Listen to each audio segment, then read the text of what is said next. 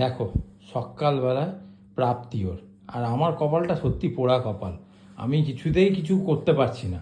কি মিথ্যে কি মিথ্যে। এই একটা ফাটা প্যান্ট, ফাটা জামা, বাবা, রোজ পরে ওইটা পরে গুড মর্নিং। ফাটা প্যান্ট, হ্যাঁ, ফাটা জামা। ওর এখন মানে জামাই ষষ্ঠী এখন এক সপ্তাহ মানে বাকি, তার আগেই হয়ে গেল। আবার শাড়ির সাথে আবার একটা শাড়িও ফ্রি পেয়েছে, মানে প্রাপ্তির ওপরে মানে ডবল টবল ট্রিপল ট্রিপল প্রাপ্তি। এত মানে তোমাদের ছি, ছি, জ্ঞান ছি। দিল না, ভাবতে পারবে না। জামাই ষষ্ঠীতে মা আমাকে টাকা দিয়ে দিয়েছিল, আমি দুটো আমার মতো শাড়ি কিনে নিয়েছি, আর ওর জন্য গিয়ে কিনে আনবো। সেটা ওকে, ও তো অনলাইনে নেবে না, ওর জন্য গিয়ে কিনতে হবে। আর কোনোবারে 5টা নাকি এরকম করিস। আর আমার তো জানিস না, জন্মানোর সময় ভিমবার আর স্কচ ব্রাইট দিয়ে অ্যাকচুয়ালি কি বলতো, মানে প্রায় তো, কিন্তু তোর প্রাপ্তি যোগটা আগে, আমারটা অনেক পরে। এই লোকটা কেমন লাগছে একটু বলো তো, তোর তুই বল।